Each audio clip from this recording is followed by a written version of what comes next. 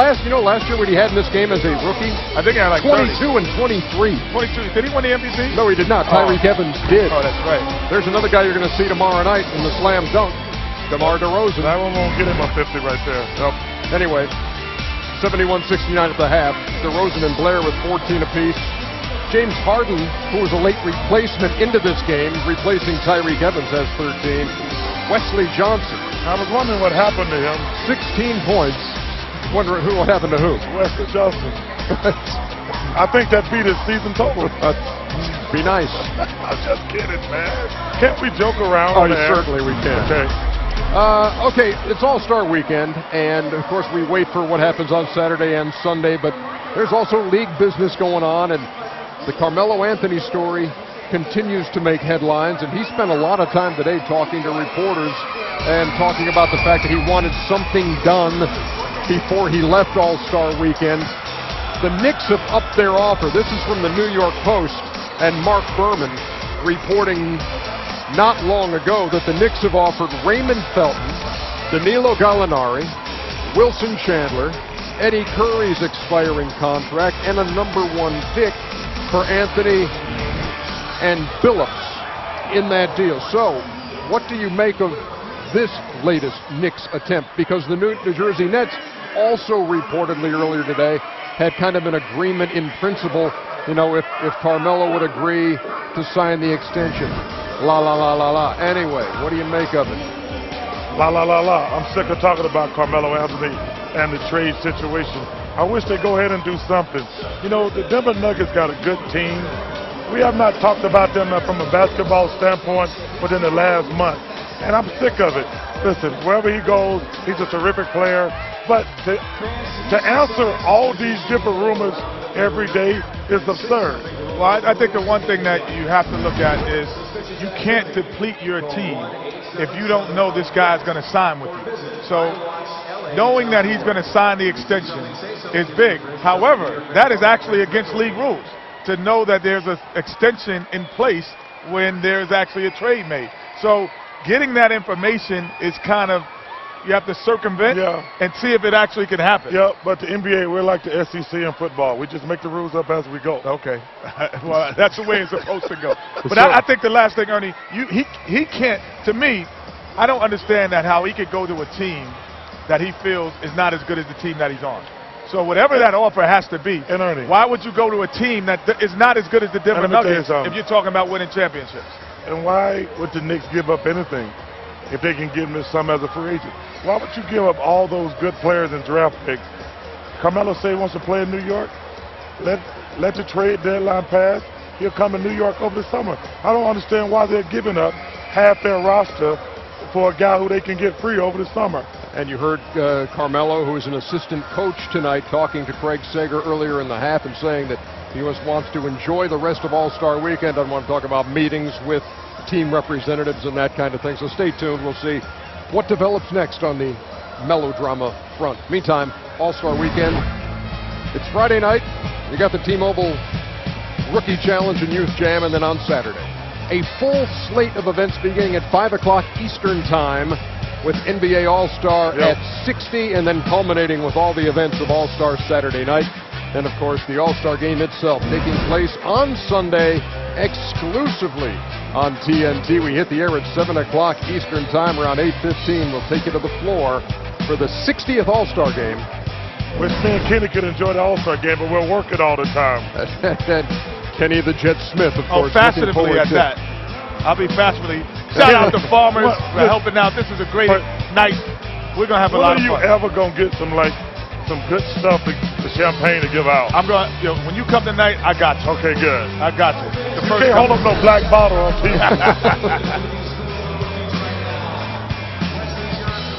Welcome to the T-Mobile Halftime Report. Live from Los Angeles, the site of All-Star Weekend. T-Mobile, official wireless services provider of the NBA.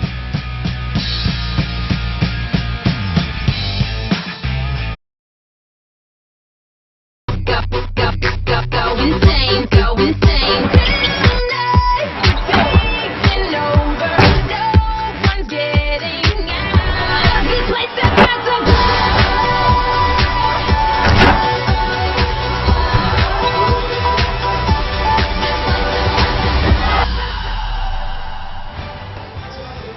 The Syracuse rookie for the Minnesota Timberwolves, Wesley Johnson, with 16 points, leading all scorers. You see our halftime score right there. All right, fans, time now for the T-Mobile Rookie Challenge and Youth Jam MVP voting.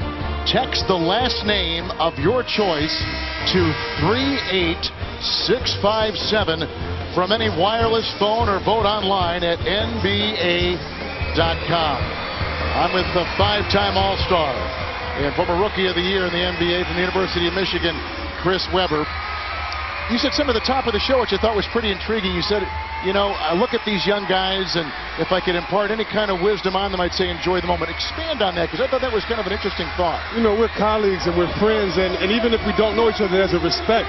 So take liberty with that. You know, if you have your phone and Michael Jordan's there, hey, Mom, I'm on with Michael Jordan. If you see Bill Russell, ask him, is his rings here? Let me touch your hands and see. What was it like to check? Well, you will never in your life have these times to be around the greatest players of the world. Yeah. Again, ask them. You know, don't be ashamed, because they're fans of yours as well. We're here, you know, paying homage to these guys. So make the most of it. You will not remember the score of the game. You don't remember what hotel. You don't remember where you ate, but you remember your family. You remember your friends here, and you got to meet the players that you dreamed. Everyone here has dreamed of being in this position, and someone is in this arena that inspired their dream. And just have fun, just enjoy. I just met your dad. I know he inspired you a great Yes, deal, sir. too. What a Yes, wonderful he did. man he is. Thank you. Steve Kerr is over on the sideline. He is helping coach a great group of second-year players. Steve, what did you say at halftime to this group? What did you say? Look up when we're talking to you. I'm trying to hear what you're saying. Say, what is that idiot blabbering over there again? Did you tell DeJuan Blair to score more? Is that what you told him? Well, we talked a lot about pick and roll coverage. We're going to blue the sideline, try to zone up on the weak side, and really ratchet up the intensity. Well, I can see that. That sounds good. Kevin, what'd you tell your rookies over there at halftime? Are you talking to me or Yeah, still talking to Steve? I forgot it was Steve. Kerr's not listening to you. I'm just telling you right now. No wonder why I'm 7-0 against the guy. Holy cow. What'd you tell the rookies at halftime? I said try a little bit of defense. Just a little bit of defense would help a little bit. And no, they're out there. They're out there having a good time. But we're already here. We said, hey, let's win the game. Let's get it up and down. John Wall's doing a great job of distributing, and just find the open man and move the ball. Steve, 0-7 against McHale. How can you live with yourself? I'm trying to figure out where those numbers came from. Is that really accurate? It is, yes. I've got it right in front of me in black and white. 0-7. I just don't believe it. Hey, Cam, and Steve, both of you guys, as we see DeJuan Blair go, I've never been in that coaching position that you guys have, the GM position. Does today kind of give you guys that feel of what it was like on the bench at all, a little bit of it? I know it can't be that intensity, but any feelings, guys not listening to you, or turnovers, bad plays? I tell you what, the guys not listening what gave me that feeling today, C-Web, was all the Carmelo talk. That's mostly what it is. Because I remember last year we were kind of dealing with all the stuff with Amari about the same time, and that as a GM, that's a tough position to be in when you're dealing with such a great player in the future of your franchise. That's tough. I believe that. Oh, that's good stuff. Blair is tearing up. Thank you, guys. We'll be with you momentarily. Taj Gibson for 3. And Blake Griffin only played about 6.5 minutes in that first half. Obviously watching his minutes tonight. He's going to play. He's going to see some time. But he's got 2 more full nights of activity. I was going to say, he needs to take his time. He has to entertain the whole NBA nation, and we want 72 hours, not just the quick fix for today. So, yeah, he definitely has to save his energy, but I guarantee he's going to give us some more highlights before he takes a rest. Look at Blair. I mean, last year he was terrific at 20 and 20. Now he's passing. He's got 20 points already. He's having incredible dunks. Curry, and picked up by Cousins. That's one part of the All-Star game people don't talk about. Whether you're an All-Star for the first time or you're in this rookie game, you take this momentum into the season. Whether you're a leader, whether you say, wow, my hard work paid off, you believe in yourself, maybe your confidence is now contagious in that locker room. But I have not seen a guy yet become an All-Star and not take that into the second half of the season. And Blake Griffin the other way. Players talk about other players, and maybe it may surprise some of our listeners and viewers tonight, but these players are talking as much about Carmelo as we're talking about Carmelo and what's going on. Oh, yeah, definitely. I mean, your fans, you're talking about Carmelo. You're asking him where he wants to go, and you have to throw in a slide. Well, you know, I would play with you if you wanted to, and that didn't get right back to the subject. But we're fans of the game. We're fans of guys, what they're doing. We're fans of plays like this. When you catch a oop, he's going to pause in the air, put it in his right hand, look at the rim, take his time, do his taxes, and dunk the ball. And then you see here comes Cousins coming down Curry. That's right, you're a little guy, Curry. Just move out the way so you don't get a charge, you don't get hurt. But yeah, I mean, we are fans of each other's, not only for off-the-court moves, but for games and what these guys can do with the basketball. Here's Cousins, who you may recall when he was coming out of high school, had committed to UAB. Then he decommitted, then he committed to Memphis, and he decommitted when Calipari left for Kentucky and ended up at Kentucky. Yes, and you know, as we talk about the ups and downs of a rookie, everybody has their ups and downs, whether you hit the ball, whether there's frustration. Cousins is a rookie that just hit some frustration, that's figuring out who he is, where he is, and how he needs to play. And once he looks in the mirror, as I told him, takes responsibility and just goes hard like the player he is, he's going to be good. I expect great things from him, but definitely a difficult rookie year so far, but it's not too late to make the best of it, turn around for the second half of the season. Marcus Cousins was the Southeastern Conference Freshman of the Year, averaged 13 points in the first part of the season for Sacramento, after averaging 15 points for Kentucky in his lone season in Lexington.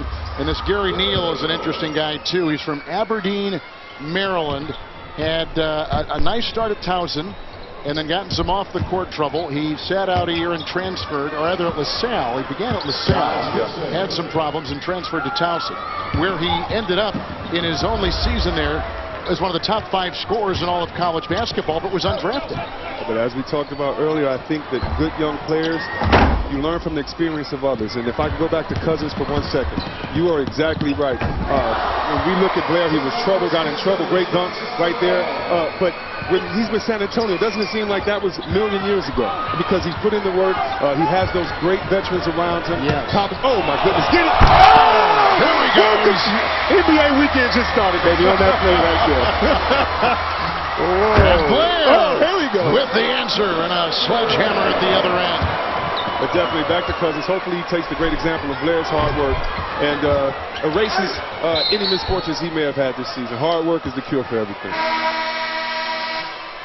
Boy, we've seen some acrobatics. It is a circus inside the Staples Center. Griffin has just put in his 5th dunk, 12 points. He's only played 11 minutes, but he has been flying all over the gym tonight. He's been flying, and I'm with you. I'm not worthy either, Stotty. I'm not worthy either. Oh, well, go. Teach me how to Wally. Teach me how to Wally. Teach me how to Wally. Teach me. Move it. Move it.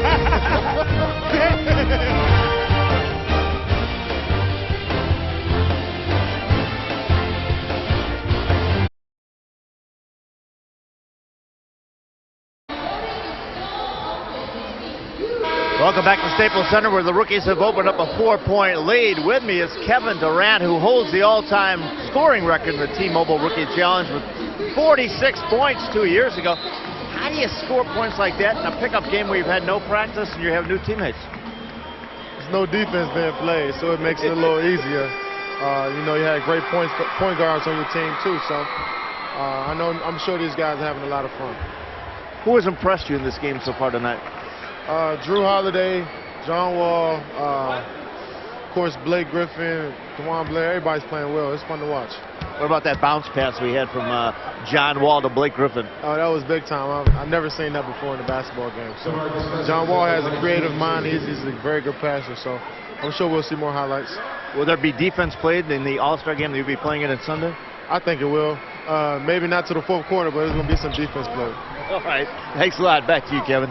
Thank you, Craig Wall, by the way. 14 assists, 3 short of Chris Paul's record of 17 in this game. A lot of these guys have played AAU basketball against each other. They may be from different towns all across the country, as Ibaka puts it down with authority, but they played a lot of AAU basketball, and Durant against all these guys on the floor right here. That's why this weekend, I don't even know how to describe it, such a culmination of everyone's dreams. I mean, I remember playing in my first game, and Sean Bradley was there, and I remember when I first saw Sean Bradley at 13, and he was 7 foot, and it'd be like, wow, we're here now. So you're right, these guys have known each other, and secretly or openly, I know they're celebrating together, saying, man, we said we believed it, but can you believe that we're here today? And we made it. You know, we made it. Yeah. There was a great story in Sports Illustrated. Cousins continues to fight. Who's going to get in the way of DeMarcus in there?